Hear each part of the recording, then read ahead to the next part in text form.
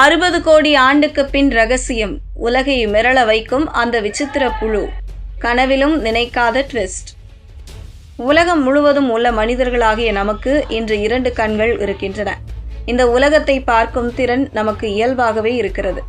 ஆனால் இந்த பார்வை எங்கிருந்து வந்தது என்பது குறித்து பல ஆண்டுகளாக விஞ்ஞானிகள் ஆய்வு செய்து வருகிறார்கள்.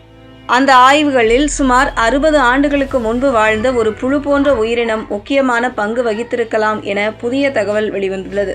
இதுதான் பலரையும் வியக்க வைத்து வருகிறது. ஜெர்மனியில் உள்ள மேக்ஸ் பிளாங்க் நிறுவனம் இப்படி ஒரு ஆய்வை மேற்கொண்டுள்ளது. இந்த ஆய்வில் கடலின் ஆழப்பகுதியில் வாழ்ந்த அந்த ஆரம்பகால உயிரினங்களில் சில மாற்றங்கள் நிகழ்ந்துள்ளன என்பது தெரியவந்துள்ளது. ஆரம்பத்தில் கண்கள் இல்லாத நிலையில் இருந்த அந்த உயிரினத்தின் மூளையில் இருந்த ஒரு சிறிய பகுதி ஒளியை உணரும் திறனை பெற்றிருந்ததா. இந்த பகுதியையே காலப்போக்கில் வளர்ச்சி பெற்று கண் அமைப்பின் ஆரம்ப வடிவமாக மாறியிருக்கலாம் என விஞ்ஞானிகள் சொல்கின்றனர். இது பல கோடி ஆண்டுகள் நீண்ட பரிணாம வளர்ச்சியின் ஒரு பகுதியாக உருவாகியுள்ளது.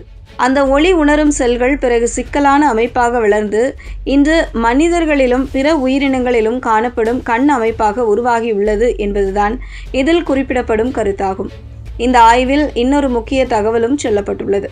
அதாவது அந்த ஆரம்பகால உயிரினத்தின் DNA எனப்படும் மரபணு அமைப்பு இன்று உள்ள நரம்பு மண்டலம் மற்றும் கண் செயல்பாடு தொடர்பான அமைப்புகளுடன் சில ஒற்றுமைகள் கொண்டதாக உள்ளது.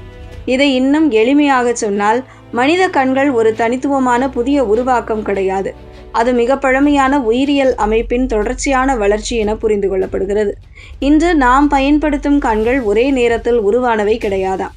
அது நீண்ட காலமாக இயற்கையில் நிகழ்ந்த மாற்றங்களின் விளைவாக உருவான அமைப்பு என்கிறார்கள். அந்த ஆரம்ப ஒளி உணரும் அமைப்பே இன்று நமக்கு உலகத்தை பார்க்கும் திறனை வழங்கும் அடிப்படையாக உள்ளது.